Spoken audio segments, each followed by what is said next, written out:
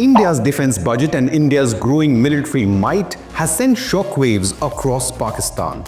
Islamabad's defense experts are rattled after New Delhi released its defense budget of $82.6 billion, which is nearly 10 times Pakistan's defense budget of $8.5 billion. This report in News 24 quotes former Pakistani Lieutenant General Ghulam Mustafa. The three-star general from Pakistan admits India has a distinct advantage both in terms of manpower and military technology over its arch-rival. He asserted, quote, "What does India need such a huge navy?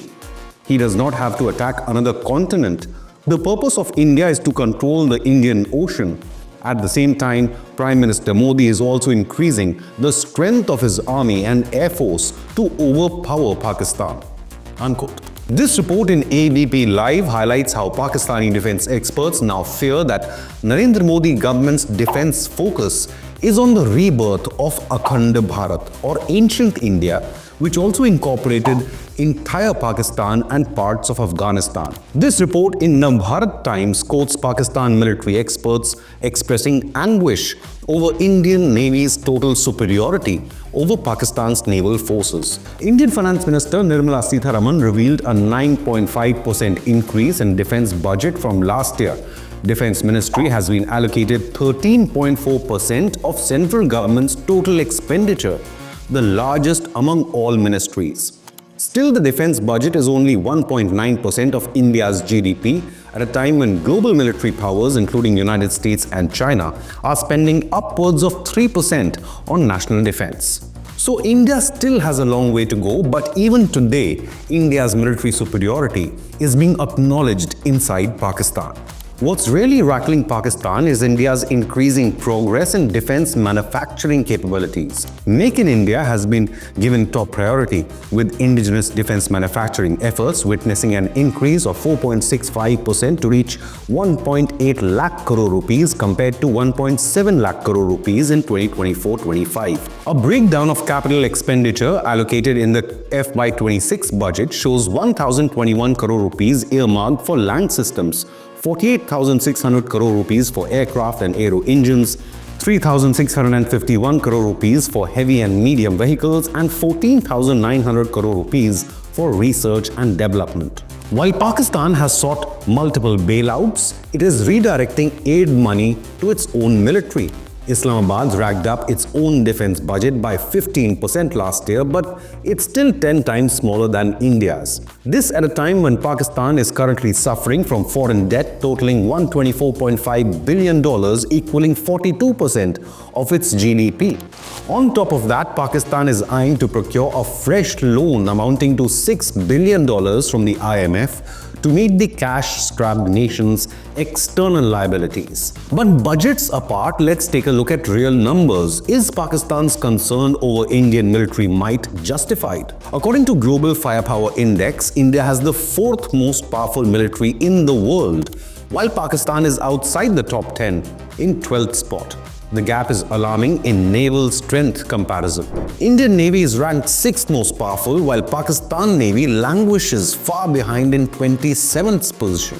Indian Navy has 294 warships of different types, while Pakistan Naval Forces have 114 vessels. The Pakistani military expert added, "India does not stop only on the ground. It goes across the sea and considers its right to Indonesia and Malaysia.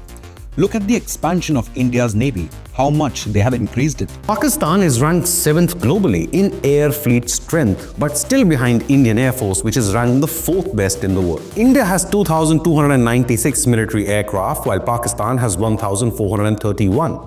IAF flies 650 fighter jets, including the Rafale and Sukhoi 30s, while Pakistan has 387 fighter jets, which is considerably less. The Indian Army has 1.45 million active personnel, while Pakistan has only about 6.5 lakh active troops. Indian Army also has the 6th biggest tank fleet in the world with 4,614, while Pakistan also has a considerable amount of tanks with 3,742. The numbers clearly favor India. On top of that, India has history of winning 3 wars against Pakistan in 1965, 71 and 1999.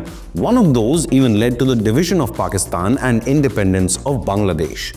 So one can understand why Islamabad is rattled by the widening power gap with Bharat. So what does Pakistan do? It indulges in proxy war and terrorism in an effort to destabilize Kashmir.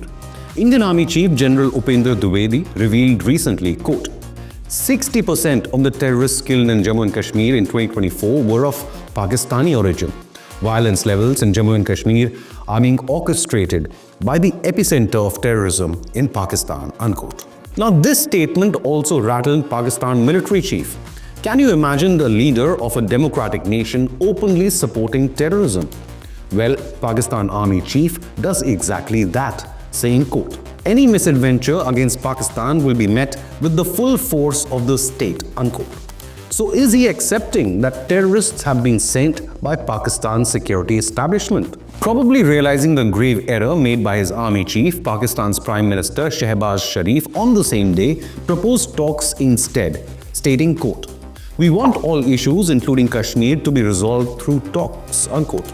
Now, Kashmir has been part of India for thousands of years, and the creation of Pakistan by the British does not change that fact. But the question remains, can Pakistan ever compete with India's military might? Let's quickly take a look at some more news updates. To enhance its sea-based nuclear deterrence, India is set to welcome INS Aridaman nuclear submarine into its naval arsenal. This will be the 3rd nuclear-powered ballistic missile submarine in India's fleet, joining the ranks of INS Arihant and INS Arighat. Scheduled to enter service in 2025 after completing nearly 3 years of rigorous trials, INS Aridaman symbolizes India's commitment to securing its maritime borders. INS Aridaman boasts an impressive 83-megawatt pressurized water reactor and a displacement of approximately 6,000 tons. The arrival of the 3rd nuclear submarine is a game-changer for India's maritime deterrence strategy, especially in light of China's growing naval presence in the Indian Ocean region.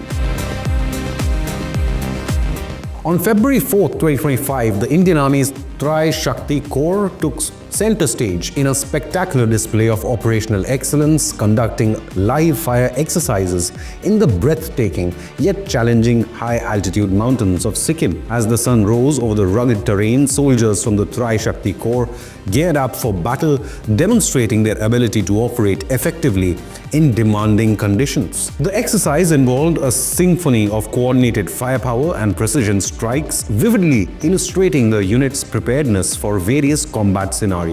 Now, their focus is on rapid deployment and effective combat strategies, which ensures that they can respond swiftly to evolving security needs, whether in snow-capped peaks of Sikkim or elsewhere.